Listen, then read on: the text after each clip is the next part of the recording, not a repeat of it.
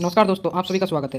जो राजस्थान स्टेट है उसकी सेकंड राउंड की ऑफलाइन की काउंसलिंग प्रक्रिया शुरू हो गई है, जिसमें जो आरवीएच डेंटल कॉलेज है जो जयपुर में स्थित है, उसमें आपको कॉलेज में एडमिशन के लिए वहाँ पे रिपोर्टिंग करनी है। तो आप अगर सेकंड राउंड में फ्रेश अलॉटमेंट करवाना चाहते हैं या फिर आपने फर्स्ट राउंड में कहीं राजस्थान स्टेट के थ्रू एडमिशन ले लिया है और अपनी सीट को अपग्रेड करवाना चाहते हैं या रिजाइन करवाना चाहते हैं, तो उन सब के बारे में हम आपको कंप्लीट इन्फॉर्मेशन प्रोवाइड कराएंगे। आप लास्ट तक बने रहिए, इस वीडियो को लास्ट तक जरूर देखिए। सबसे पहले हम आपको बता दें कि आपको जो आपने ऑनलाइन एप्लीकेशन फॉर्म फिल किया था उसकी जो फाइनल प्रिंट है उसको डाउनलोड कर लेनी है और उसमें जो रिक्वायर्ड नॉलेज है, कोई भी रिक्वायर्ड इन्फॉर्मेशन है उसको फिल कर दीजिए। अगर उसमें आपको कोई भी डाउट आता है तो आप हमें कमेंट कर दीजिए, हम उसका आपको रिप्लाई दे देंगे। उसके बाद में जो भी आपने एप्लीकेशन फॉर्म फिल कर लिया और उसके बाद में आपने को ऑथेंटिकेशन सीट डाउनलोड करनी है। वो ऑथेंटिकेशन सीट आपको या तो ऑफिशियल वेबसाइट पर मिल जाएगी या हमने इसकी जो लिंक है वो हमारे डिस्क्रिप्शन बॉक्स में प्रोवाइड करा दी है। आप वहाँ से जाके डाउनलोड कर सकते हैं और जो इसकी लिंक है डिस्क्रिप्शन बॉक्स में मिल जाएगी। तो ऑथेंटिकेशन सीट है उसमें आपको नेम फिल करना है और जो एप्लीकेशन आईडी है उसको फिल करना है। उसके बाद में आपकी जो भी कैटेगरी है उसको फिल करने का है और अगर ईडब्ल्यू है तो यस करना है और ईडब्ल्यू नहीं है तो नो करना है। क्लास 10th के अनुसार आपकी डेट ऑफ बर्थ लिखनी है।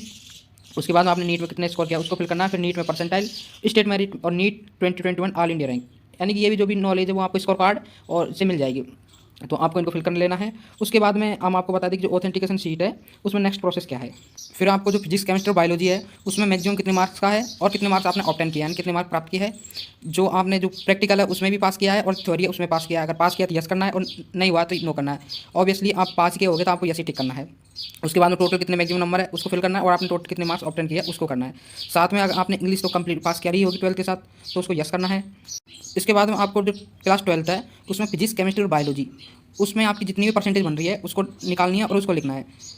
तो आप परसेंटेज लिख दीजिए और आपने जो क्लास 12th है या तो डायरेक्ट पास करिए यानी विदाउट सप्लीमेंट्री या फिर सप्लीमेंट्री, जैसे भी आपने पास करिए उसको टिक करना देना है। उसके बाद में आपकी एज लिखनी है 31/12/2021 के अनुसार, यानी कि आपकी जितनी भी एज है उसको 31/12/2021 में से घटा दीजिए, आपकी ईयर मंथ और डे आ जाएगा। इसको फिल करना है। उसके बाद में नेक्स्ट प्रोसेस हम आपको बताते हैं। नेक्स्ट जितनी भी आपने एप्लीकेशन फीस पेड करी है, यानी 2000 करी है तो 2000 लिखना है, अगर 1200 की है तो 1200 लिखना है। अगर आपने 1200 फीस पे करी है तो आपके पास एनुअल इनकम होना चाहिए, यानी कि वो आय प्रमाण पत्र है वो होना चाहिए। अगर आय प्रमाण पत्र आपके पास है तो यस करना है, अगर आपके पास आय प्रमाण पत्र नहीं है तो आपको नो करना है। और अगर आपने नो किया है तो आपको 800 रुपये और पे करने होंगे। उसके लिए आपको डीडी बनवानी होगी। वो जो डीडी है जो Rajasthan NEET UG counselling chairman है उसके फेवर बनवानी है और आपको at the time of counselling आप उस टाइम ये डीडी जमा करवा सकते हैं। नेक्स्ट चेक लिस्ट है। ये चेक लिस्ट जो आपको कॉलेज अलॉट हो जाएगा उसके बाद में फिल करवाएंगे। इस चेक लिस्ट में बेसिकली नाम आपकी नीट रैंक कितनी है उसके बारे में है। साथ में आपको जो सीट है कौन सी, यानी जनरल हुई है या मैनेजमेंट गवर्नमेंट कौन सी अलॉट हुई है या प्राइवेट, उसके बारे में लिखना है। कौन सा कोर्स आपको अलॉट हुआ है, डेट और आपने जो डीडी जमा कराई है उसके नंबर। उसके बाद में आपके पास क्या क्या डॉक्यूमेंट्स है और क्या नहीं है। आपके पास जो डॉक्यूमेंट्स जो काउंसलिंग टाइम उपलब्ध है उसको यस करना है। अगर आपके पास कोई डॉक्यूमेंट्स ले जाना भूल जाते हैं तो उसमें आपको टाइम दिया जाएगा, उस टाइम में आप वो डॉक्यूमेंट जमा करवा सकते हैं। आपको अगर जब भी कॉलेज अलॉटमेंट हो जाता है तो वहाँ से आपको अलॉटमेंट लेटर मिल जाएगा। यह अलॉटमेंट लेटर को लेकर आपको जो एसएस मेडिकल कॉलेज है उसमें जाकर रिपोर्ट करना है। वहाँ भी जो भी बॉन्ड वगैरह की कंडीशन है उसको फिल करना है और आपको जो भी कॉलेज अलॉटेड हो जाता है उसमें एडमिशन मिल जाएगा। आपकी फीस जमा हो जाएगी। उसके बाद में आपकी क्लास स्टार्ट हो जाएगी। अब हम आपको नेक्स्ट बात बता दें कि जो एंट्री टिकट है वो कहाँ से डाउनलोड करनी है, तो हम आपको एंट्री टिकट के बारे में बताते हैं। एंट्री टिकट डाउनलोड करने के लिए आपको Rajasthan NEET UG counselling official website पर जाना है, radneetug2021.com। उस पर आप जाओगे तो वहाँ पे मेन पेज ओपन होगा। मेन पेज पे आपको नीचे ऑप्शन मिलेगा प्रिंट एंट्री टिकट, उस पर आपको क्लिक करना है। जैसे ही आप क्लिक करेंगे तो आपकी जो एप्लीकेशन आईडी और पासवर्ड है उसको फिल करना है। उसको फिल करने के बाद में आपको प्रिंट वाले ऑप्शन पर क्लिक करना है। आप प्रिंट वाले ऑप्शन पर क्लिक करेंगे तो वहाँ पे आपका जो नेम शो होगा और उसके बाद में एक ऑथेंटिकेशन कोड जनरेट होगा। उस कोड को आपको लिख लेना है। बाद में जो प्रोसेस आता है प्रोसेस वाला बटन पर क्लिक करना है और वहाँ पे आपको जो ऑथेंटिकेशन कोड है वो फिल करना है। आप ऑथेंटिकेशन कोड फिल कर दीजिए और आपका जो एंट्री टिकट है वो डाउनलोड हो जाएगा। इस एंट्री टिकट की मिनिमम आपको 3 फोटोकॉपी करवानी है और वो एंट्री टिकट को अपने पास सेफ रख लेना है, क्योंकि उस एंट्री टिकट में एक क्यूआर कोड जनरेट होगा। आपको उसी क्यूआर कोड को स्कैन करने के बाद एंट्री मिलेगी, यानी कि आप जब आरबीआई से जाओगे तो आपको उस एंट्री टिकट को बताना होगा। उसके स्कैन के बाद आपको काउंसलिंग के लिए एंट्री मिलेगी। नेक्स्ट आपको चॉइस फिलिंग परफॉर्मा डाउनलोड कर लेना है। वो आपको वेबसाइट पर ऑनलाइन मिल जाएगा या हमने हमारे जो डिस्क्रिप्शन बॉक्स है उसमें आपने लिंक दे रखा है, हमारे टेलीग्राम चैनल पर जाकर आप डाउनलोड कर सकते हैं। उसमें आपको बेसिकली आपकी रजिस्ट्रेशन आईडी, आपका नाम और जो आपकी कंबाइंड स्टेट मेरिट है राउंड 2 में वो लिखनी है। साथ में आपकी अगर कोई एडिशनल कैटेगरी है उसको फिल करनी है और आपको जिस कैटेगरी में कंसिडर किया है उसको लिखना है। यदि आप अदर एलिजिबिलिटी क्राइटेरिया में आते हैं उसके बारे में जो जानकारी है वो इन्फॉर्मेशन बुकलेट से मिल जाएगी, वो ऑनलाइन मिल जाएगी, आप वहाँ से पढ़ सकते हैं। और साथ में आपकी जो कैटेगरी स्टेट मेरिट लिस्ट है कितनी है, यानी आपकी जो भी रिजर्व कैटेगरी हो तो आपकी जो कैटेगरी में कितनी रैंक है वो भी आपको फिल करनी है राउंड 2 के अनुसार। नेक्स्ट चॉइस फिलिंग में आपको पहले कोर्स लिखना है। अगर आप एमबीबीएस या बीडीएस कौन से कोर्स में एडमिशन लेना चाहता है। साथ में आप कौन सी सीट अलॉट करवाना चाहते हैं, जनरल, गवर्नमेंट या मैनेजमेंट या एनआरआई सीट। और नेक्स्ट आपको कॉलेज का नाम लिखना है। ये जो चॉइस फिलिंग है वो आप वहाँ पे जितनी भी सीट वैकेंट है उसके अनुसार फिल कर सकते हैं। हमने जो चॉइस फिलिंग है उसके बारे में पहले से वीडियो बना दी है, यानी टॉप से लोएस्ट क्रम में। फिर भी आप जो चॉइस फिलिंग है वो ध्यान से करें, और आपको कोई भी इसमें डाउट आता है तो आप हमें कमेंट कर सकते हैं। जो चॉइस फिलिंग है उसमें आप जितने भी कॉलेज में सीट वैकेंट है उसके अनुसार उस कॉलेज का नाम लिख दीजिए। आप चॉइस फिलिंग कितनी भी कॉलेजों की कर सकते हैं, बशर्ते जितनी कॉलेज में सीट वैकेंट होगी जिस कॉलेज में वो एक सीट आपको अलॉट हो सकती है आपकी रैंक के अनुसार, तो आप वो कॉलेज का नाम लिख लीजिए। मैं आपको सजेस्ट करूँगा पहले आप MBBS कोर्स में लिखें, उसके बाद में BDS में। अगर कोई भी जनरल गवर्नमेंट या मैनेजमेंट की सीट बची हुई है तो पहले आप गवर्नमेंट की फिल करें, उसके बाद में जनरल की। नेक्स्ट इसमें लिखना आपने जितने भी कॉलेज फिल करना है उसके नेम, यानी कि कितनी आपने चॉइस फिल है। उसके बाद में आपको डेट लिखना है, जिस डेट यानी कि आपने जो भी एडमिशन लेना चाह रहे हैं उसी दिन की डेट लिखनी है। आप मतलब उस टाइम RHS कॉलेज में हो उसी डेट लिखनी है, और आपके सिग्नेचर कर देना है।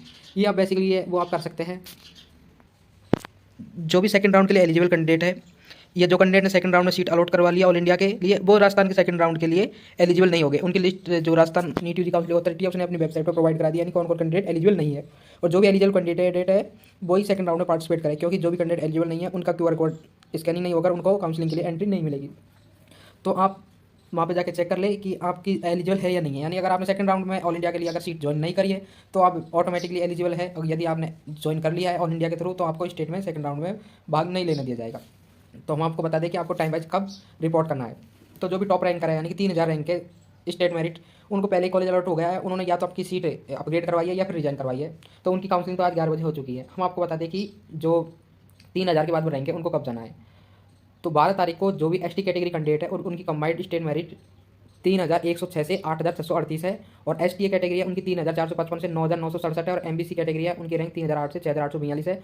उनको 12 तारीख को 8 बजे RVHS जाना है, और उसके बाद में जो 11 बजे है उन कैटेगरी को जाना है ST कैटेगरी में जिसकी रैंक 8645 से 15297 के बीच में, STA की 9988 से 15175 के बीच में, और MBC की 6847 से 15221 के बीच में है। उनको 11 बजे RVHS जाना है।